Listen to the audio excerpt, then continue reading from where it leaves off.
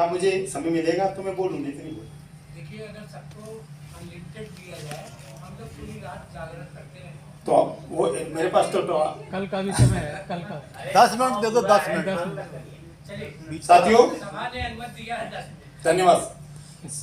साथियों, मैं बहुत पहले टीयूसीसी में था, ये अलग से समय मेरा है। टीयूसीसी में था पहले, मैंने 2012 में छोड़ दिया था।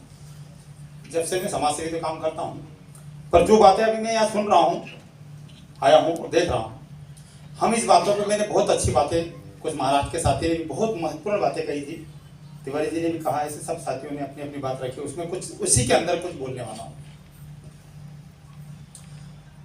आज हमारे देश को 77 साल हो गए आजाद हुए। आपको इस बात की जानकारी होना चाहिए कि अभी असंगठित कर्मचारी जो होते हैं, कामगार होते हैं, जो मजदूर बोला जाता है, इनकी दुर्दशा खराब है। ये तो आपने सुन लिया, इसको डबल में दोहराऊंगा नहीं, पर हम इस पे आगे की बात कहेंगे कि जब हमारे भारत में 1942 के पहले से ले जाऊंगा थोड़ा मैं, 1942 के पहले मजदूर को किसी भी फैक्ट्री में काम करे, किसी भी सेक्टर में काम करे, उसे मांगने का अधिकार नहीं था। 12 से 14 घंटे 16 घंटे काम करवाया जाता था और मांगने का अधिकार नहीं था। जितना हमने दिया लेके चले जाना, वो कानून था। 1942 के बाद में डॉक्टर बाबा साहब अम्बेडकर श्रम मंत्री थे और श्रम मंत्री ने 12-14 घंटे या 16 घंटे का जो प्रावधान था वो 8 घंटे में किया। ये जानकारी आपको दे रहा हूं। वो उसी समय उनको जेब में पैसा, यानी काम खत्म होते ही जेब में पैसा उसके जाना चाहिए, ऐसा मजदूरों को बनाने का प्रावधान बनाया। और जिन लोगों का, जो लोग शोषण कर रहे थे मजदूरों का, उनको लगा कि ये तो अब इनको जेब में पैसा देना पड़ेगा, इनको तो तनख्वाह मिलेगी, जेब में पैसा रखेंगे, अब हमारे पास मांगने नहीं आएंगे, मजबूरी हो गई। तो वो मजबूरी का जिस तरीके से 1942 से, मैं लंबा नहीं लूंगा क्योंकि समय कम दिया है, तो 1942 के बाद में इन लोगों ने क्या किया कि अब देश में संविधान लागू हो। देश में संविधान लागू हो गया, तो जब जिन लोगों को मांगने का अधिकार नहीं था, तो ये 1, 2, 3 और 4, ये 4 क्लास का कर्मचारी हैं। 1, 2, 3, 4 असंगठित कर्मचारी, जो कर्मकार बोलते हैं आप, जो असंगठित मजदूर बोलते हैं, ये 4थे नंबर का कर्मचारी है। अब एक चीज है नहीं, एक अभी किसी ने कहा साथी ने, 4 भाषा में बोला जाता है। तो भारत में आप बताइए कि श्रम एवं रोजगार मंत्रालय है, तो अगर श्रम एवं रोजगार मंत्रालय है तो फिर मुझे ये बताइए कि मजदूर मंत्रालय कहाँ है, कर्मचारी मंत्रालय कहाँ है? इन मंत्रालयों का नाम बताओ मुझे।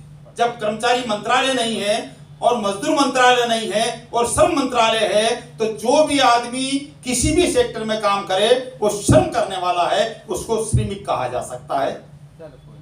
उसको अलग अलग भाषा में मत बांटो। क्यों कि मजदूर को कह दिया तो आंदोलन कर रहा कर्मचारी, वही मजदूरों का आंदोलन है, वो नहीं जाएगा। कर्मचारी में आंदोलन कर रहा है तो मजदूर नहीं जाएगा, यानी सरकारी सेक्टर में काम करने वाला आदमी इनमें तीनों में नहीं जाएगा। तो ये सीधी सी बात है कि हमारे देश में जितने भी यूनियन के लोग और बाकी पार्टी के लोग भाषा में बोलते हैं, ये मजदूर है या श्रमिक है और कर्मचारी। अब बांट दिया ना यहाँ पर, हम कैसे एक हो जाएंगे? इंग्लैंड के अंदर 1915 में मजदूरों ने आंदोलन कर अपनी सरकार बना ली। आज मजदूर पार्टी के नाम से सरकार चलती है। वो ताकत वहां पर हुई। अगर वो ताकत भारत में आ रही थी और अगर आ जाती तो आज हमें ये वहां भाषण देने की जरूरत नहीं थी। तो इन लोगों ने, जब उनको लगा कि इनको मांगने का अधिकार नहीं था, तो उनने सीधा क्या कहा कि संविधान देश में 1950 को जैसे लागू हुआ, उसके बाद में इनने क्या कानून बनाया। अब 12 को साथियों ने कहा कि 12 महासंघ कर क्या रहा है, बहुत महत्वपूर्ण बात कही, मेरे दिल की बात कही उनने कि 12 महाराष्ट्र के साथी 12 महासंघ कर क्या रहा है। वाकई में सही बात है कि जब भारत में 12 महासंघ, टीयूसीसी शायद अभी गया होगा, उसके पहले 12 महासंघ के पहले और भी महासंघ होंगे।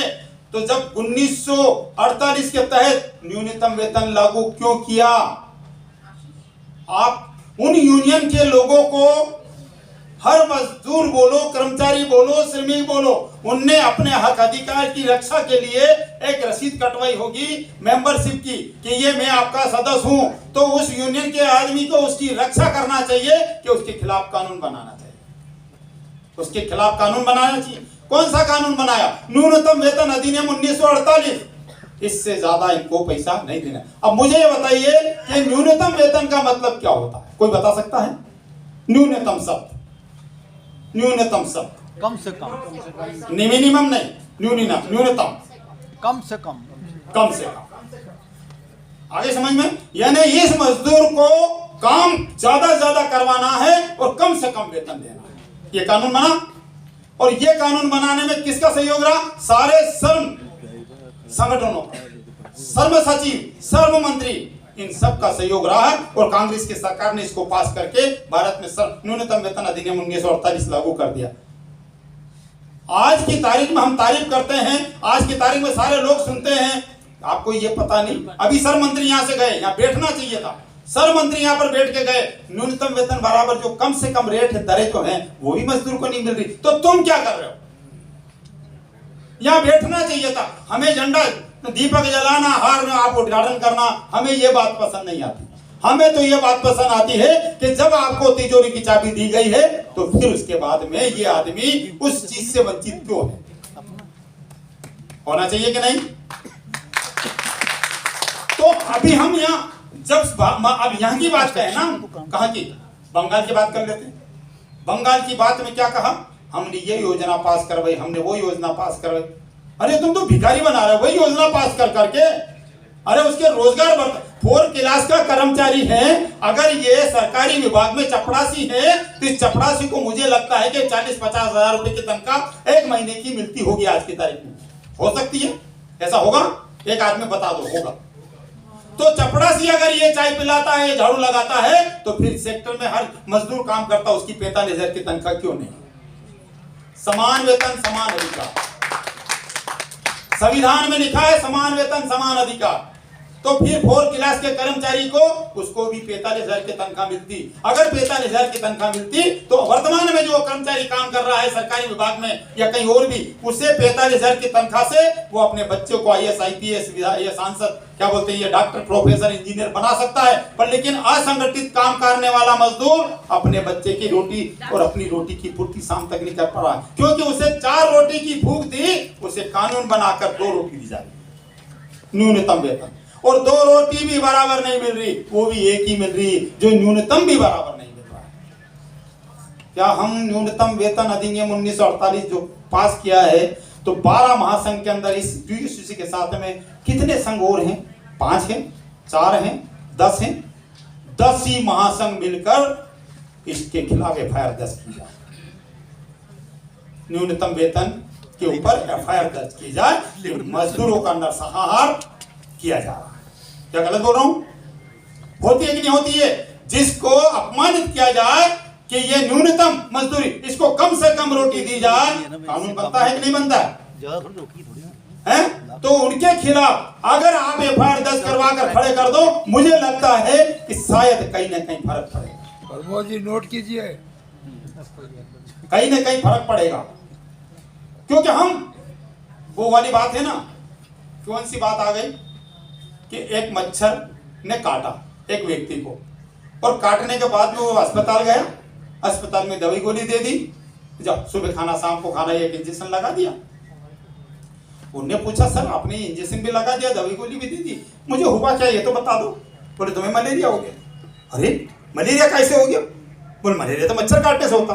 अरे मच्छर काटने से मलेरिया होता है? बोला हाँ, मुझे तो नहीं पता साहब। तो मच्छर तो साहब मुझे अभी काटा, कब काटा होगा? बोले परसों काटा होगा, 4-5 दिन में असर होता है।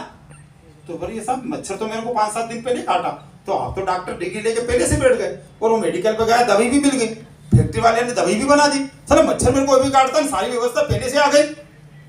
डॉक्टर साहब ये रट्टा क्या है? डिग्री आपने सबसे पहले ले ली। तो उनने कहा रोक दूं? नहीं, मेरे को रोकते फिर भी मच्छर की तरफ मत जाओ।